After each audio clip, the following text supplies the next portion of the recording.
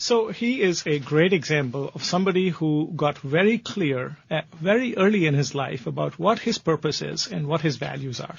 Starbucks till today, as I said, spends more money on benefits than on buying coffee beans. It also is a company that is run on the principles of respect for everybody and not leaving everybody behind. And he has shown that, if you run a company based on purpose and values, you can actually demonstrate sustainable growth.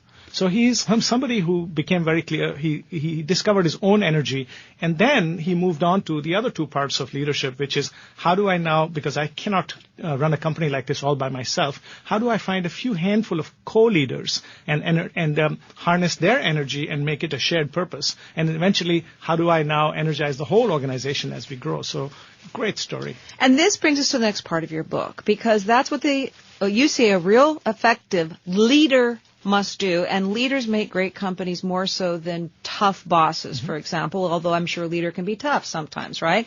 But the concept of red is how you are going to be able to really rev up the people who work for you. Yes, the first thing that great leaders understand today is there is no way they can create a better future just by themselves. The world is far too complex for any one person to have all the answers. So they need a few people. In corporate parlance, that would be your direct reports if you're the CEO. And the big idea here is that if you want to be somebody that drives sustainable growth over time, you have to treat your direct reports not as mere subordinates, but as your co-leaders. And that calls for a huge amount of maturity. And the other thing that you need to know is that whatever you try, you cannot motivate another person. Everyone already comes pre-motivated by their own sense of purpose or values, or in other words, by your own self-interest. Having said that, everybody that comes to any place of work has expectations that must be met in order for them to be fully energized. And those expectations are in 3 buckets, and all of us have expectations in the same 3 buckets. Mine may be different from yours, but we all have expectations. And I like the way you set this up in the book, because you say if someone asked you, here's a job, you got 2 offers, 3 offers, whatever, the pay is equally good, how do you select the job you end up selecting? And this gets us to those 3 buckets. Absolutely. And those 3 buckets are, if I may put it in the way of questions, what is my role? So red R for role. What is my role? Is it using my strengths? Am I having fun? All those things. Does it match my personal purpose? What is the environment going to be like? So that the E of red is the environment. Is it a meritocracy? I'm going to be working with other smart people, etc. Whatever it is that I like. Does it match my personal values? And D stands for development. What about my future development? Will I learn? Will I grow in this job? So the thing is to stop trying to motivate people with one-size-fit-all approaches like casual Fridays and Tuesday pizzas and family picnics. All that is good but not great. Instead of trying to motivate people, start asking what already motivates them by having what I call red conversations. Ask a question about their role. Ask a question about their work environment. Ask a question about their development. Whenever you have even just 5 minutes, and you will know what gets them energized, and you'll be able to put their energy to work. If I have a boss, let's turn this around a little bit, who's great and smart in a lot of ways, but doesn't have the time or doesn't take the time to say, well, Kathleen, how about your role?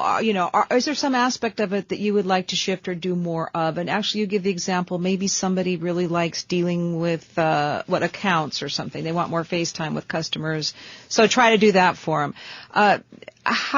Is there a way I can sort of, because I think a lot of people aren't leaders, they're bosses, and a lot of companies seem like they don't care about this. Maybe they're not smart enough yet till they read your book. How can I push my boss? Can I entice, somehow work with my boss to get my boss in that direction? To some extent only. It depends on how much of a boss versus a leader is the person that you're working for. In some cases, by having an intelligent conversation with them, you can actually push them more towards leadership, but it's not always possible. And when you're in that tough situation, the only thing that, you were saying earlier that the answer is between 0 and 2 of all the bosses you've worked for, how many are leaders. Chances are you will get stuck with such people. How about a very specific example of someone that's very visible right now who is a very good leader in this sense, or someone you've worked with who got the role environment development? So one example I always like to give is somebody I worked for is a guy he's in the book, a guy called Steve Kerr. He's a great friend of mine. At Goldman. I worked for him at Goldman. He was before that. He worked for Jack Welch at GE. Steve is a perfect example of somebody who would never tell you what to do. He is a perfect example. He was so well known in the field, and all of us were way down, compared to him in terms of, the accomplishments that he had achieved. But yet he never made any of us feel like we were way too junior or anything like that. He would always ask questions. He would never tell us what to do. And in fact, you said you did it in such a way that he would get you to the conclusion he wanted to you, and you thought it up yourself. And we didn't want to fail him. We could do anything else, but we somehow did not want to disappoint him, even if it meant staying up nights, even if it meant working double hard. That's the kind of energy he got out of the people. Too many bosses, too few leaders. 3 essential principles you need to become an extraordinary leader. Rajeev Peshawaria is the author. He's in studio with me. And we've taken this from the level of the individual. Look inside yourself. Do this self-assessment and decide, is it your passion? Does it energize your emotional self to think about leading people and hoping to take an organization to the highest level it can achieve? And if that's the case, then how do you energize the people who work for you? Well, that you have to look at the role, the environment, their development. This is the thing that's going to kind of help them take those steps. But what about the highest levels? What about the CEOs? This is where Rajeev takes the book when he looks at BBN, brains, bones, and nerves, looking at enterprise leadership. And Rajeev, I think in some ways, this is clearly a management book, and if I'm a higher level executive or, running a company, I want to read your book. But I think also for people who I think there are many lessons you don't have to be a CEO to learn from. And I think as an investor, when you look at CEOs, when you look at management, that's one of the key things to determine whether you're going to be a long-term investor in a company, right, is the quality. So I think this is such an important part of this. So tell us about brains, bones, and nerves. Yes, Kathleen, one of the surprising things that I'm getting in terms of the feedback on the book is from young people in their early 20s, people 18 or 19 years old are reading this book and saying, wow, it's opened up a whole new way of thinking for me. I had never imagined this to be a book about life as it's being described now. But anyway. I can only agree. That surprised me too, which is one of the reasons I liked it. Thank you.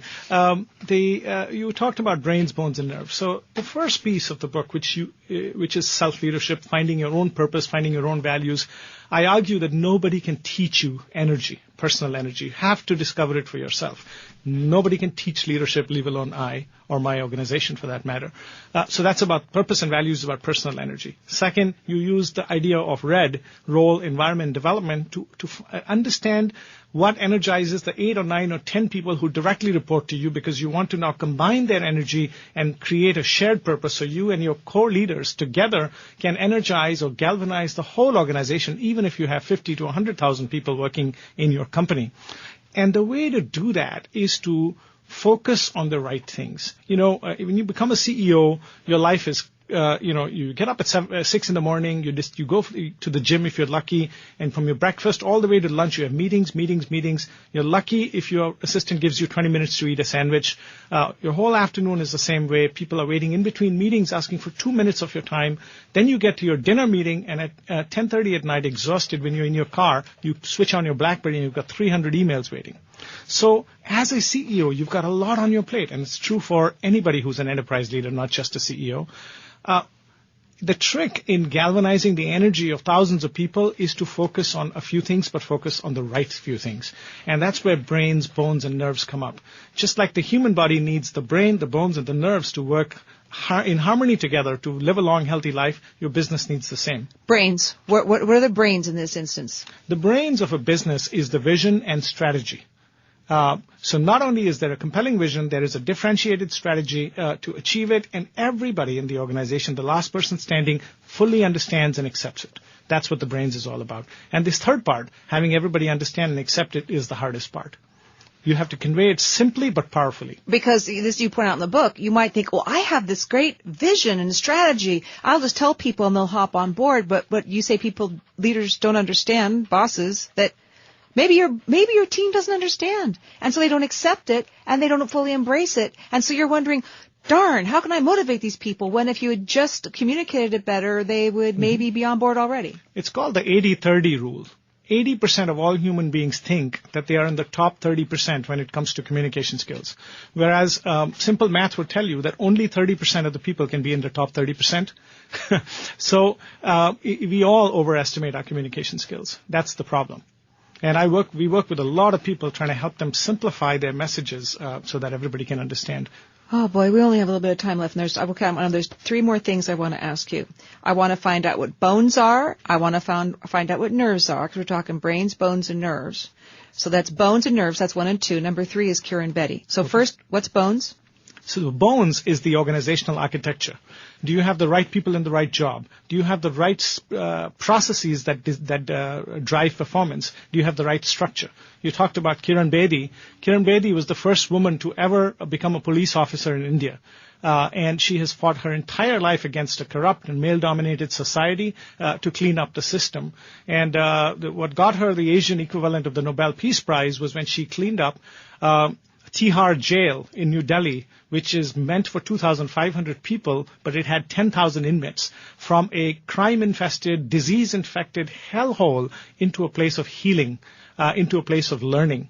And the government gave her no help whatsoever. Talk about the bones, your organization structure. She needed resources.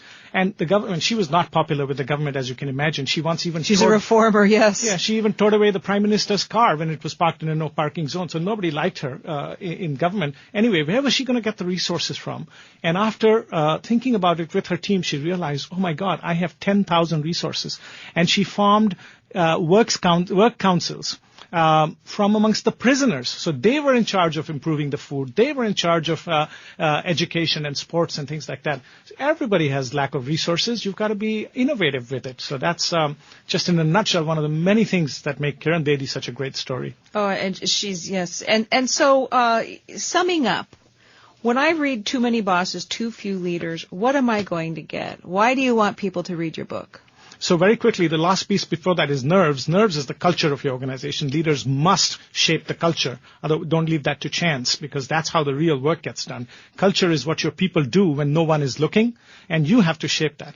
In terms of why I wrote this book and what you get out of it, I would say stop wasting time and money on formulaic activities to become a better leader or to build a culture of leadership in your organization, because there is no such thing as 3 steps to great leadership.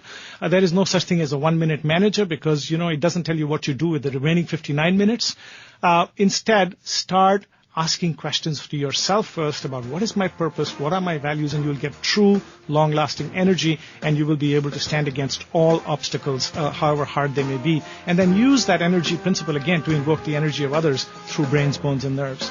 Too many bosses, too few leaders, the 3 essential principles you need to become an extraordinary leader. Rajeev Peshawaria, thanks for joining us today. Thank you for having me.